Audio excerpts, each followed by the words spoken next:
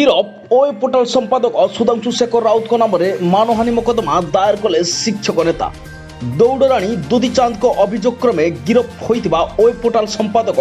सुधांशु शेखर राउत विरुद्ध में आउ एक मानहानि मोकदमा सामना को आसी। दशरथपुर ब्लॉक पालाटपुर पंचायत शिक्षक नेता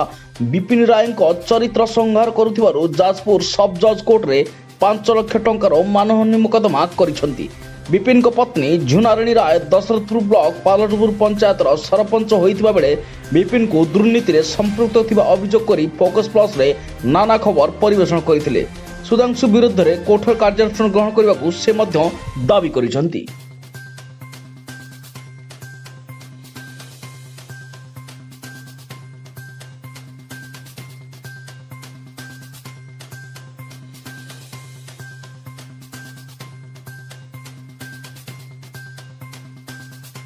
नमस्कार, मु विपिन कुमार राय शिक्षक आउ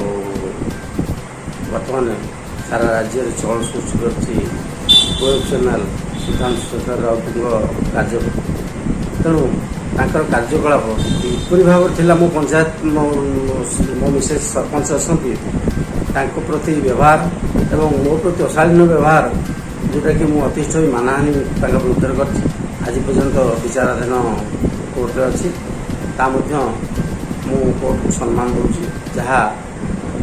जजियास आसो आमको ग्रहण कर विरुद्ध में 5 लाख टंकार मानहानि मोकदमाटे कर आज पर्यंत विचाराधीन अच्छी। शेष मु भावुची धर्म जाए मु निश्चित भाव मो रास्त ठीक अच्छी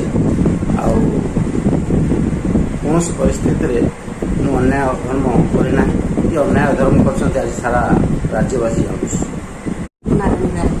मो विरुद्ध जो स्वर उत्तोलन करते बापी राउत आज सारा ओडिशा देखुची सब सत्यर जय बोली सब माने विश्वास रखी निश्चित भाव थी जे कि धर्मर जय हम बोली सब आशा रखे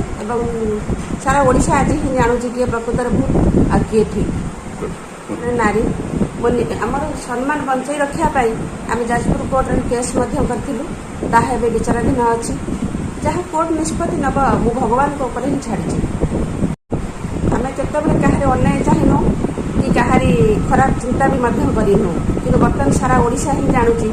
धर्म और अधर्म कौन। धर्म निश्चित जुगे जुगे जय तार मोर ये विश्वास धर्म निश्चित जीत अधर्म पराजय हम।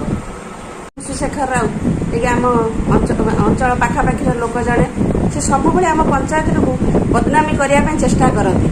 कि से जो भाषा जो कथा कहती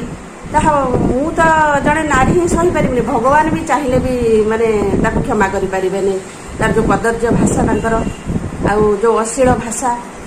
ताहा भगवान ही विचार करूँ मुझे भगवान को ऊपर ही छाड़ी सुधांशु शेखर राउत विषय एति ही कहबी से जो आमको बदनामी करी आम पंचायत को सहित बदनामी करुले